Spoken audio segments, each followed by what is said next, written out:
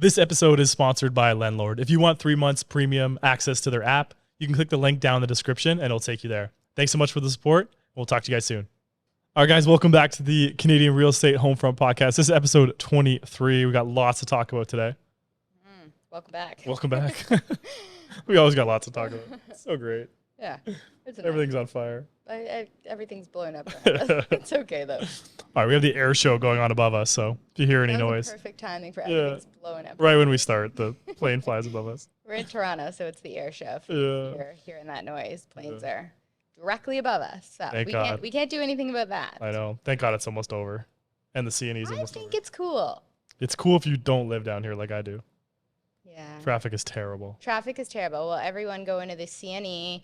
There's the air show. There's Rib Fest. So there's a lot happening right now. It's the end of summer, so everyone wants to Everyone's excited. Go to the patio like one last time. I'm not even kidding you. I live in Fort York, and across the road there was a full rave. Like full it was rave. like there was like DJ everything in this park, and it was like the craziest outfits. And I was just like going for a walk. I was just like sitting out like a sore thumb. But anyways, at least they're out here. The city is vibing. Fun. People are still spending money. That's what I see. All right, guys. So topic 1, Canadian interest rates are at 2001 levels, but home prices grew 3 times the income. So this was a report by BMO looking at affordability. Can I interrupt you? 2001 levels, are you taking into account the change, or was it actually at 7% in 2001? It was that high. And it was at 7% in 2001. Yeah. It's crazy, eh? Okay. We talked about this a few times, but it's wild. Mm-hmm. So the latest look at affordability reveals it hasn't been this hard to buy a home since the late 1980s bubble. And for those that don't know, the market, I haven't dug too deep in this, but it crashed in the 90s. Mm-hmm. Canadian real estate crashed in the 90s. Yeah. So Canadian real estate has been the least affordable since 1988. Canadian interest rates are at the highest since 2001, but affordability is much worse. The bank's tables show that buying a home in 2001 required a modest 29% of income. Nearly 2 generations of Canadians haven't experienced such affordability in shelter. In the GTA, payments would cost buyers 4/5 or 79% of median household income. Keep in mind, this isn't the ritzy part of town or even the downtown core. This is for a typical home across the greater economic region, including the burbs. That's just for the mortgage in Toronto. You could easily spend another 8% of income on property taxes, heating, condo fees, and other costs. Jesus, you're over 80% on shelter costs. Yeah, if you want to buy something. Stress testing further complicates the issue. The stress test qualifies borrowers at a higher rate to ensure that they can make payments. It already proved its value during the recent rate hikes, reducing over-leveraging. However, already high income requirements combine to make the cities like Toronto less attainable. The problem is that a quarter of residents live in 2 regions that are well beyond the reach of most buyers, while many other regions have become terribly expensive in the past 3 years. Oh my God, I don't even know if I have more to say. It's just a repeat of so expensive in Toronto. Yeah, it is. It really is. Like even if you compare it to other places too, because like we've kind of gotten to look at other regions as well as we've done this podcast. We're like, oh, it's so affordable in these other regions, but then we start getting comments from people like, there's no jobs there. Yeah. Like, even if you do get a job, like you're not making any money because like they don't pay well. Yeah. It's not like banking or tech. Right. So it's you want to be where the people are, especially where you're used to. Like I commonly see houses where I'm like, I wish I could move this house to Burlington, but even if the price was the same, it's just a nicer place for the amount it is, and it's just what's out there is just, it's so expensive. I'm looking for even a townhouse. I wanted a detached. Now I'm kind of eyeing townhouses and just doing the calculation. So an $850,000 townhouse in Burlington in complete suburbia, not near the lake or anything. Like your mortgage on that, let's say it's, you're not putting down 20%. I am, but let's call it an $800,000 mortgage. You're at about $5,700. I was going to say $6,000. Yeah, just the mortgage, and that's at a 3-year fixed at 6.5%. That's not including the condo fees at $400. That's not including your property tax at $500. So now sorry, it sounds like they're directly above us. The planes are right above us. Okay, so $5,700 plus $500. You're at $62 plus $400. maintenance fees plus, let's say, 300, your Wi-Fi, your heat, your hydro, right? Yeah. So now you're at $7,000 per month for a townhouse, which doesn't have the ability to supplement, no basement entrance for a renter.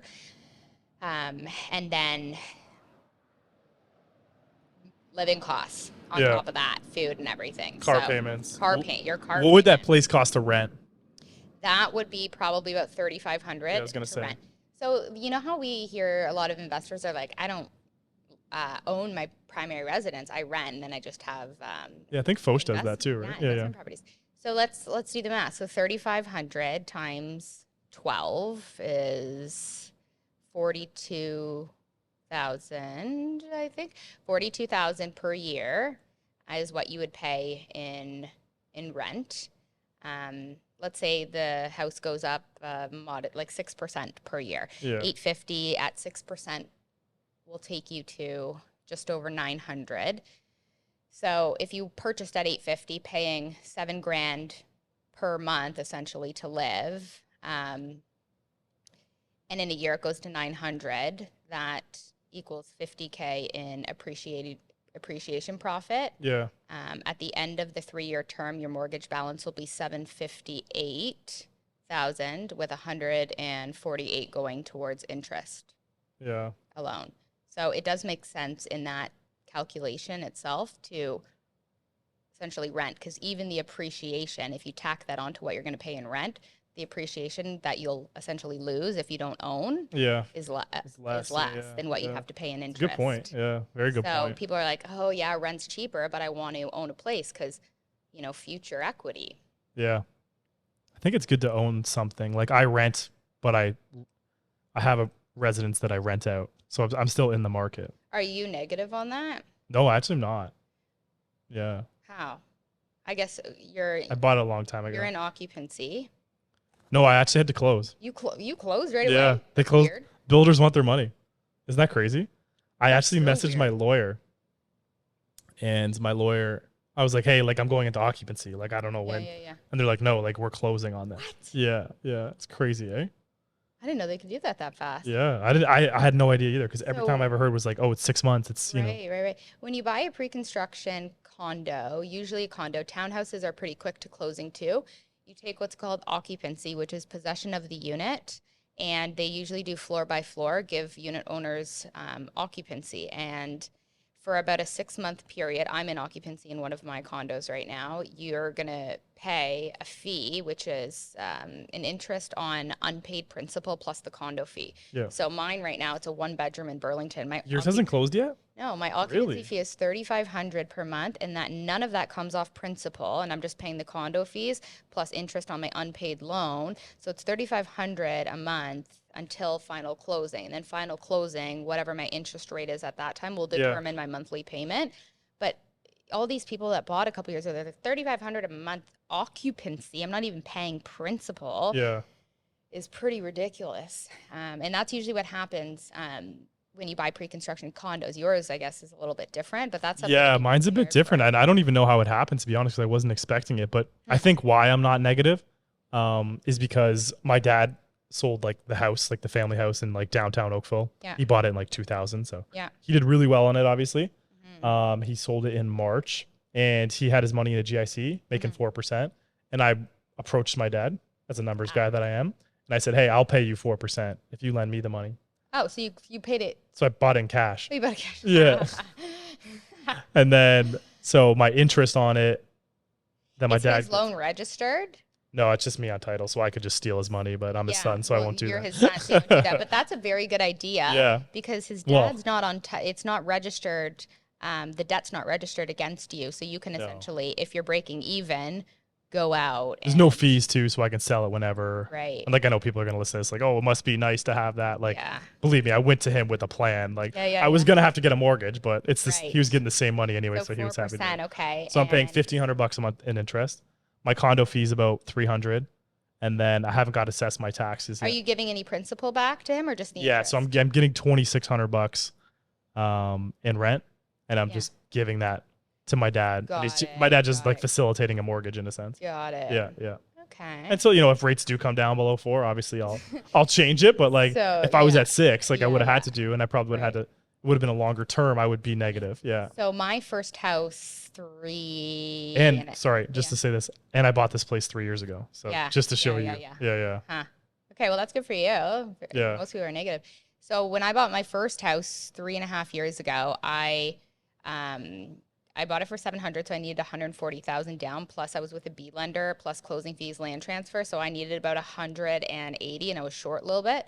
So my parents lent me, I think it was 50 or 60 grand at the time. And so what I did was I started paying them back principal plus their interest on their line of credit, Yep. and was giving them back principal plus interest every month. And now, as of like 6 months ago, I'm like, you don't get any more principal. I'll cover the interest payment, so you're not in money. But we're just gonna keep the loan as is. No more principal payment. For No you. more principal payment for you. Like, what the hell? But if I'm servicing the debt, it's not costing him anything. He doesn't need the money off his line of credit for anything else. He doesn't really care. Yeah. But I've said nope. I will service the debt, the interest. No more principal. No more We'll principal. do that. Yeah. Yeah. No, that's crazy. I think back to just real quick, we'll move on to the next topic, but you were saying like even the appreciation at 6% too, and I don't know why this came to my head. People who bought and they're probably down like 20%. Yeah. Like you have to, if you're down 20%, you have to double that just to get back to where you were. Yeah. You know what I mean? Yeah, exactly. So these people have to, if you're down 20% on your investment, and we're only averaging usually 6% per year. Obviously during COVID times was an anomaly. Yeah. Like you have a long ladder to go back. Totally. So many people, I think this will probably affect supply. Not so many people, but enough people will have to be staying in their home for a little bit, right? Yeah. Until they maybe get back to that break-even point. Right. But usually what people do is they buy and they try and upscale and they take the equity that they gain. Yeah, exactly. But I don't think we're going to see that in the next 10 years. Well, I think it's going to be a little bit different. To make it easier of what I just went over quickly with that math is if you were renting for 3,500 times 12, you're 42,000. Plus, if the property you didn't buy goes up 6% at 850, that's 900. So let's tack on that 50K that you would have essentially made. So now you're at 92K for the year, right? But if you buy at 850 with these rates and it goes up 6%, so now it's at 900, that you're paying 100 and I think it was 158 when I did the math in interest payments. However, that is over 3 years. Right. So it's a funny calculation when you put it side by side. Obviously, it's way cheaper to rent, but you do have to take into account the appreciation value that you're essentially not making that essentially needs to be added to what it costs. Yeah, you're not 100%. making it, it kind of costs you it, right? For sure. I think these calculations are like, I love talking about this because I want people to start thinking about this stuff rather than just like getting a mortgage and being like, this is my payment. Like, this is it. Like, no, like look at your amortization schedule. Like look at how much is going to principal, understand the difference, understand the difference between rates and everything like that. So, it's even sometimes for me, I'm even like, and I think I'm genuinely on top of these things, but even sometimes I'm like, all these different products, it's like confusing. Yeah. Anyways. Okay. Next topic. This one was big. I actually was like, what the hell is going on? Mm-hmm. So Benjamin Tall, he's an economist, probably one of the most respected Canadian economists that there is right now. Mm-hmm. Canada's housing crisis worse than perceived as new permanent residents continue to be undercounted. I don't know if you saw this. Sorry, I missed that. New permanent residents continue to be undercounted. This was by Stats Canada. Okay. So Benjamin Tall. So while there's little debate that Canada is facing a housing crisis, CIBC Deputy Chief Economist Benjamin Tall suggests that government agencies have underestimated its scale and severity. In a report published Wednesday, Tall points out the country's share of non-permanent residents, including international students, short-term visitors, and temporary foreign workers, saying that the official number of NPR that is widely quoted and used for planning purposes undercounts the actual number residing in Canada by close to 1 million people. What? According to forecasts from 2013, the Canadian population was expected to reach 38.7 million this year. In reality, the population sailed way past the estimate of 40 million in June. No less than 1.1 million people of that 1.5 million forecast miss was due to a much larger than expected increase in the number of NPRs, and most remaining miss was due to a stronger than expected immigration. So basically Stats Can was just like, they come up with these numbers and they were just like, we need a new way to do this. Like they're basically like, this guy's right. No way. Like they just like put up the white flag and was like, yeah, we need a new way to. Huh. Yeah. How do they do the public, like, you still get the mailing thing in the mail and like say who's living in your household? Yeah. Although like it's hard to track data, like for sure. Like these are just like models and predictions, but like to be off by 1 million people when we have a housing crisis is like, oh, and like the biggest economist in Canada like points this out. Like it's not a good look. So how do they catch that mistake if it's so hard to measure how many people are here? So somebody clearly did it. Well, Tal, yeah, he's a smart guy. There was a whole thing by CIBC. It's crazy. Huh.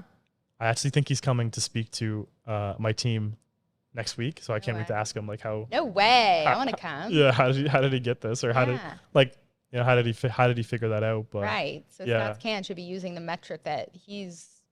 Yeah, yeah. So basically, like, not only have we let in, even like this whole student thing that's been like really been good. Students, I guess, because Canada's population wouldn't include students that are here on just a student visa or whatever it is, or does it? I think it does. Yeah. I think it's like everyone who's here right now. Yeah. Okay. Yeah. Because the students being let in, or those numbers. What did we talk about? 900,000 last week. Like even that's just like getting more and more talked about, which is really crazy, right? Like even more and more people are just like talking about like these private colleges are profiting so much. It's like a hidden cartel. It's like every time I dive into it, I'm like 80% of one college was international students. Wild. And now it's like getting exposed. It's wild. Yeah, well, the universities they're private, a lot of them, that are able to charge way more for the tuition. Yeah.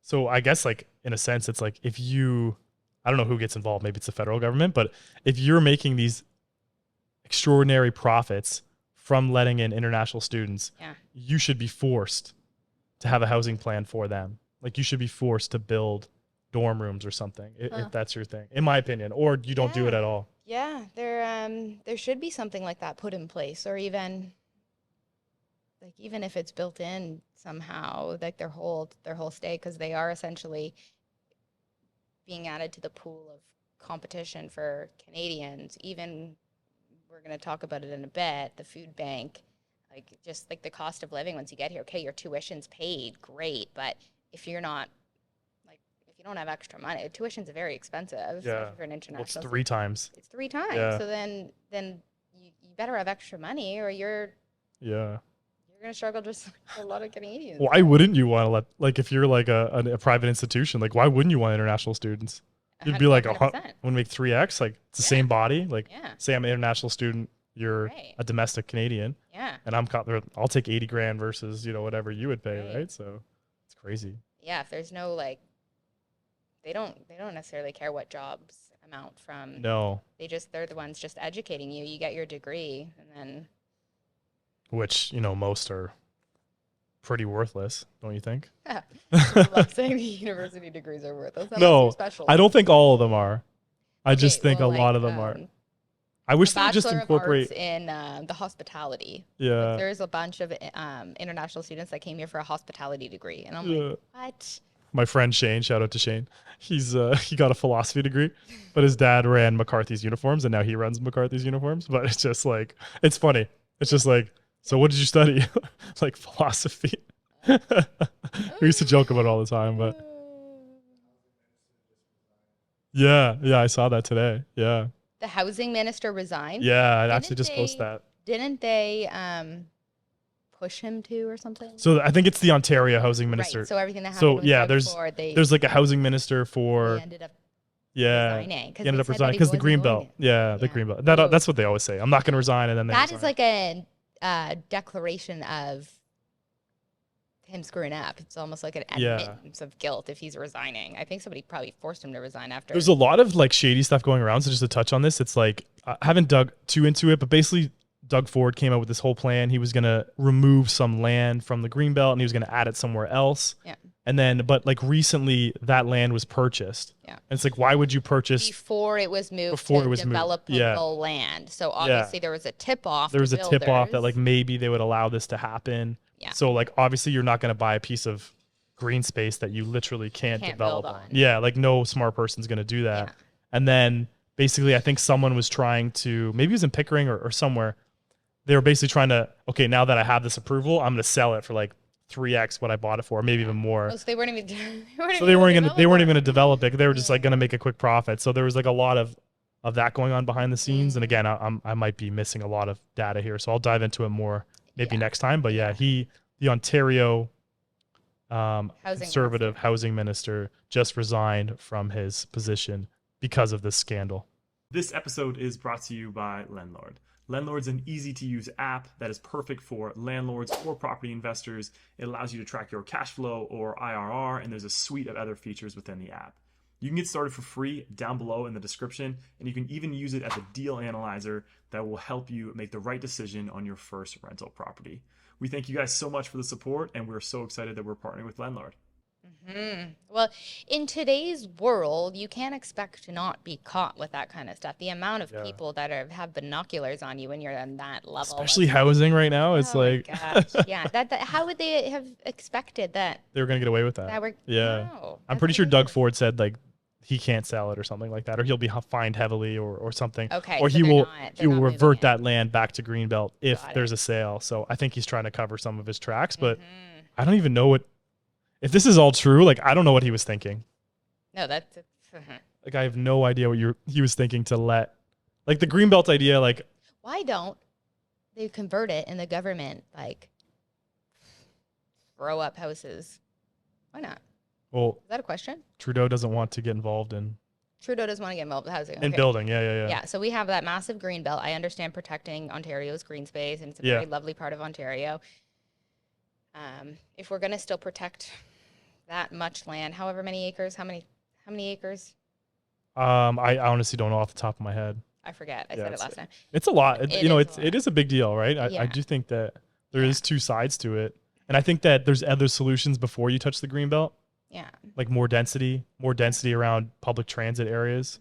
Like I think there's more that we can do before you touch that land. And then, if you've exhausted all those options, maybe you have to touch that land, and you do have to repurpose it somewhere else. But I'm not an expert on it, but I just think that there's other things that you can do first. Like as you drive around Oakville, you see all this land, and you're kind of just like, this is just one example too, right? Like you're just like, this could have 4 townhouses on it, but it has a massive 4,000 square foot home. You know what? So I was in Canmore a couple weeks ago, and every single house that you see they're beautiful houses, but they're like 2 houses in one. So they're all duplexes. So single family homes aren't even allowed. Yeah. So, and they're big semis or townhouses, and you can't own a single family in this dense part of downtown Canmore. I was like, there's an idea. I mean, they're smaller houses, but and I'm sure that some people that have been grandfathered into the neighborhoods that they post to put these new policies in place wouldn't like that. It's like, no. Yeah. I don't want to share with somebody else, but like, we're thinking about our future generations, and has to be done. Yeah. And I was like, that's not, and they're built high, right? Yeah. So they're, not that much less space if you're building up. Still beautiful, and it you need to either have it as a duplex or a triplex or go up from there. Like, that's interesting. Yeah. Anyways, we'll try and follow that Greenbelt scandal as we go on here. But all right, here's another one. So the big banks did a lot of reporting on their profits, and basically like you can get little snippets in what they talk about. So big sign of trouble. Scotia and BMO brace for a spike in bad loans. So bad loans meaning fraud or people not paying? People not being able to pay. So car loans, credit cards. Hate to say it, mortgages and housing. It's probably coming down the pipeline a bit too. So third quarter earnings show Scotia and BMO have respectively doubled and tripled the amount set aside for bad loan compared to the same time last year. This is a big hit and a sign of trouble in Canada's economy. Jim Stafford, economist and director of the Center for Future Work, of the dramatic increases in credit loss provisions. It reflects the unprecedented increase in interest payments by Canadians. So I think this is big because the big banks give out a lot of the mortgages. Yeah. So if they're putting aside cash and dry powder for loan loss provisions, so people that aren't going to pay their loan back, basically doubtful accounts. It is a little bit of like, as a consumer, should you put aside a little bit of money for yourself just in case? Yeah. Kind of have that savings account. Maybe you don't go for dinner. That's so many times sort of thing. It's just going on in my head, right? Like if there is loan losses, then there's probably job losses. Yeah. And it's not to fear monger. It's more just to say, hey, this could be the worst case scenario, and maybe they're preparing for nothing. Yeah. But if they are preparing for something, maybe people should prepare as well. What do you think? Remember when we were talking about the longer amortization schedules? Yes. Do you think that they would do that, or is that now a regulation that they can? I know they wanted to get away from that product, like longer amortizations for the fixed payment variable, stuff like that. When you hit your trigger rate, extends the amortization. What about just a typical person on a variable, like extending their amortization? Do you think that would be a solution that they would rather do than? Oh, for sure. Because the bank doesn't want to take your house. No. They don't. They don't. Then there's so many moving parts, and Yeah. they don't want to. They're not in the business to sell houses, right? They just want to be paid back. So even if they, you're not making your mortgage payment, you were once able to make your mortgage payment, and yes, it's gone up. Well, push your amortization back, and now your payment goes back down. You're not going to miss your loan. So them. Yeah, it's interesting. I think that the amortization thing is such a non-free market thing. Yeah, no, it's not at all. But I'm not saying that to be disingenuous in any way to people who are struggling, because I know how hard it is. I've heard firsthand stories about how hard it is. Yeah. And I don't want people to lose their homes, obviously. Yeah. It's just in the reality of the economic system, it's not. I see both sides. Like, you should have a cleansing in Canadian real estate, and a huge reason why we're not seeing forced sellers is because of the extended amortization. The bank's working with people more than they ever have before. So in previous financial or housing crashes, the banks didn't offer these solutions. So people absolutely needed to sell, and if they can't sell, the bank would take possession of it and sell it, and then that's where seller at a discount, and that's where buyers would then see lower prices. That would set a new precedent for the street. Yep. And that's where we see the cleanse of people that maybe shouldn't have bought that first investment or second investment property, kind of are taught maybe a lesson. Look at your numbers clearer. So they do call it the cleanse. And it does happen once, I mean, in the 90s, then 2008, then even in 2017, like that was a rough time too. Like, so every couple of years, it's almost like a little bit of a cleanse, and maybe this one's a lot larger than when I'm just referring back to 2017. But it would be more of a extreme wake up call, and maybe that just resets everything instead of a slow burning fire. It's interesting. Like, we are seeing decreases in many markets. Calgary's still hot. It's still like a very hot market, and you see why. It's still affordable out there. Like, I don't think you've missed the boat if you move there and you have a good job. I don't think you have missed the boat, but I'm just cautious. You see the big banks doing these things and putting things aside. You're kind of just like, hey, maybe people should just kind of prepare a little bit for what could come. I'm not saying it is going to come. I don't want to fearmonger ever, but it's always better to be safe than sorry, and just have a little bit of dry powder on the side. And well, like, think about the people that are self-employed, even commission-based like us, and the amount of fewer sales there are, fewer mortgages there are, fewer people buying, I guess, like cars and everything, that's going to continue to go down with the unaffordability of everything else. So people on commission jobs that were stress tested higher because they had a couple really good months or whatever averaged year, and that goes down like crazy. That's, I'd imagine, concerning for commission-based workers, because even right now, if you've had a couple good start to the year, like even Q2 of this year was pretty decent in mortgages and real estate, for sure. And now that things are slowing down, even if you were to buy a house even last month, and now things are changing and you're on a commission, you were stress tested at that rate. It seems like it's doable, but your income can change from 100 to 0 overnight, literally overnight. So that's concerning, being on a, I guess, commission-based income. Yeah, well, I think the beautiful thing about you and I is we basically were commissioned our whole careers, right? So I've always been able to budget and understand that. That dynamic of real estate, the cyclicality of it. You have a huge month, and then you can go 3 months without nothing. So it's really important to budget in that sense. As the economy might turn a little bit on us here too. Yeah. I even said that in like a team meeting we had. Yeah. You know, Or just be be happy if you do a deal, be happy and save a little bit on the side. And I could be Yeah. wrong, but hey, I like to be smart where I put my money. I don't usually have a high savings account because I think that now the bank's loaning my money out. So I'm set. If I put my money in a savings account, I'm losing money because the bank's not paying me interest or yeah, this much, but they're now loaning my money out at these high rates. So I'm losing money having a savings account. I don't want a savings account. yeah, So what if you are spending your money like I do, it needs to be scrutinized at a very, very deep level compared to last year when you did the most basic calculation. Mortgage rate this, tax rate this, rental income this, perfect, buy the house. yeah. Right?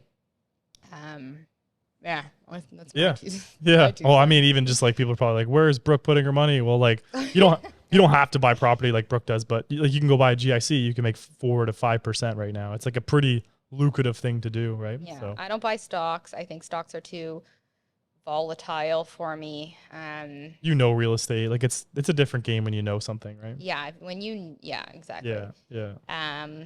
Where else do I cycle a lot of it back into my business so that I can be busy during dry times. Like you need to really allow yourself to cycle it back in so that you have a sustaining business even through very dry times. So Yeah. I think a lot of what I've spent my money on has allowed me to continue being busy, even though it's a pretty slow market. Yeah. But a lot of it does go into Marketing, real estate. real estate. Yeah. Yeah, but you got to be smart. You got to be smart about it. It's not a simple calculation like it was before. Um, there's a lot of real estate I wouldn't buy right now, and I wouldn't touch it, Yeah. even if it's 20% below last year. It just doesn't mean it's a good deal now. No, If not at it's a all. single Yeah. family home, like there's Yeah. a lot of real estate that doesn't make sense. So I think investors need to be um, smart these days and work with people that really have either been through ups and downs in the market and can kind of let worst case scenarios and different ways things can progress with having an investment. Yeah. So just to finish up that thought here. So the increase in credit loan provision comes just 2 months after the federal regulator, the Office of the Superintendent of Financial Institutions, also known as OSFI, ordered banks to set aside billions more in a rainy day fund to prepare for defaults. It also came on the tail of another interest rate hike from the Bank of Canada in July, raising its key rate to 5%. So OSFI overlooks all these banks basically. And the only thing that always scares me with OSFI is like, are they ever going to say amortization schedules can't go to 70 years, they can't go to 80 years, which is possible, and they revert back to saying 30 years is it. That's all you can do for your customers. So, and they had the power to do that, my understanding. Or maybe they say 40 years is the most you can do or something like that. So, but I know that they don't intend to do anything with the stress test. They don't intend to do anything with, changing an amortization to 40 years if you're a new customer, because they just feel like that puts fuel on the fire. So that's kind of where that's at. But anyways, Guess we'll see. we will see. We'll keep you guys posted as always, because we love this stuff. Last one here. So this one's a little bit, not real estate wise, but I just saw this one. I was like, wow, that's pretty crazy. Food Bank reports 95% of users not born in Canada. A Toronto area. How much? 95% of users not born 95. in Canada. 95, yeah. Yeah. So Toronto area food bank is sounding the alarm after it witnessed a dramatic increase in new clients, a vast majority of which were new immigrants. According to Feed Scarborough, visits to its 5 locations across the region have spiked 112% in the past year. A total of 95% of those relying on Feed Scarborough were not born in the country, while 72% had only been in Canada a year or less. And then someone goes and comments, I can't pay the bills, I don't have any money, I don't have any income, but I'm still surviving. A client and new immigrant, Bridget, told City News. The situation I've passed through, the things I've passed through have been a lot. And at times I regret. I'm like, why did I leave? I would have stayed there. On the other hand, I say you have to face it and life has to move on. So I think she means the country that she obviously immigrated from. Yeah. Wow. Well, the amount of students we brought here too is going to contribute to that, because if your tuition's paid by, and that's essentially all that you have to pay your tuition. Yeah. How does tuition get paid by? I should look that up. International students, like, can they get loans from banks like domestic students can? I don't know the answer to that question, but I would assume not. Like you mean like whatever the loan is that they give Canadian students. What's it called? Yeah, like you can get a loan from a bank. You can get a loan from oh God, what's it called? I totally forget. It starts with an O. It does start with an O. OSAP. OSAP. Thank you. OSAP. Our producer. Like, OSAP is available for Canadian. You have to your household income, so your parents essentially have to be below a certain income level to qualify, but then you can get. And then OSAP. what you pay a very low interest rate or no interest? I don't think you pay interest until you start working or something. Yeah, I don't know. I didn't get it, but I wonder if OSAP. I don't think so. I think it has to be paid cash. I bet it's probably it truthfully is probably better that way. Yeah, I bet somebody will comment and tell us, but international students, is there something like OSAP to help pay the tuition, or is it only the people that are able to fund the entire year up front from whatever country you're coming from? Is that what we're seeing? Because I think, like, I was on Reddit, and a lot of people were going back and forth against how the lines have tripled outside of the food banks, and how it's not fair that a lot of the international students are also going to the food banks, right? Like, if you cannot pay your way, don't come to these schools, essentially is what they're saying. Yeah. I see both sides, because let's say there's a very skilled person in another country that is offered a scholarship. So our school is paying for that person to come here, and they don't have much, but they're very skilled. Yeah. Right?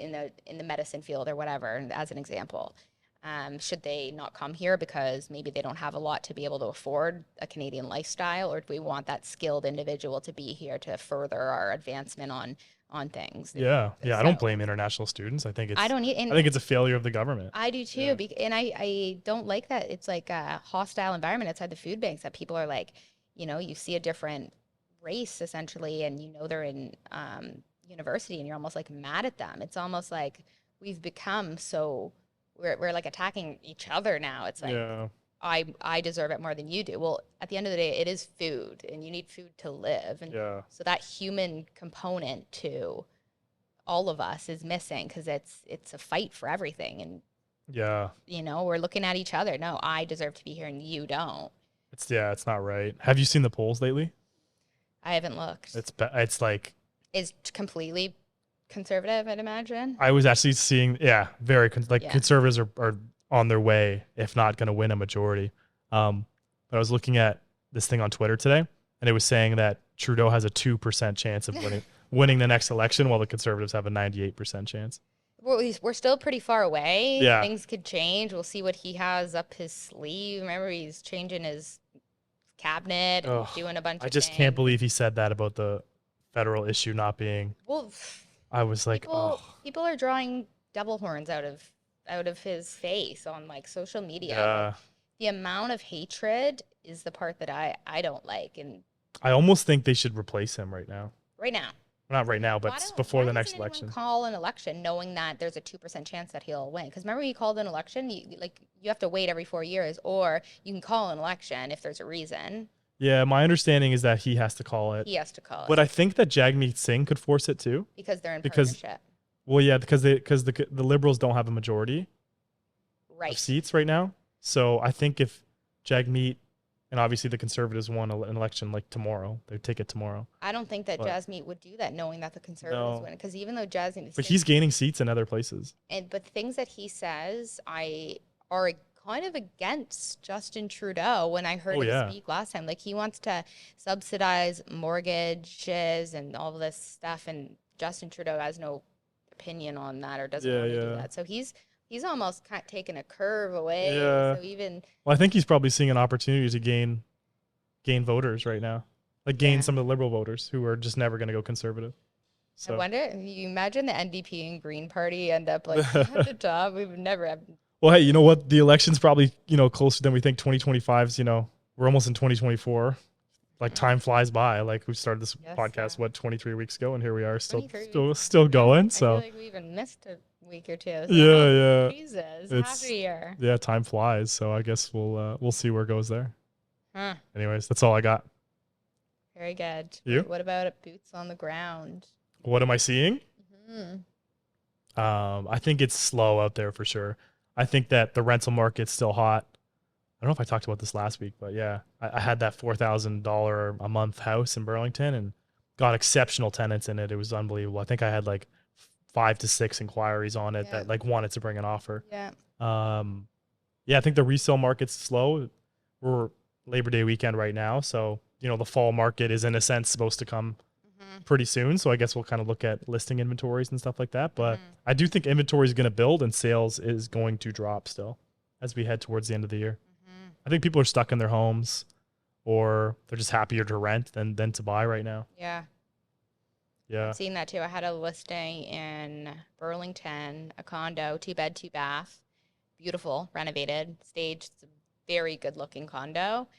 For $699, the cheapest in the building. The others were $750. During the peak, these went for over $900. So $699 is a pretty good deal. It's large square footage, like 900 square feet, low condo fees. Pool in the building, just excellent, near the lake.